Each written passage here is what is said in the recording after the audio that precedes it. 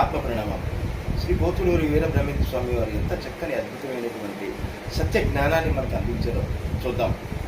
మనసు నిర్మలమగు మనసు తాగనుగొన్న మనసులోన ఉన్న మాయగనిన మనసే జ్యోతి మనసే మార్గము ముక్తికి, మనసే జ్యోతి మనసే మార్గము ముక్తికి.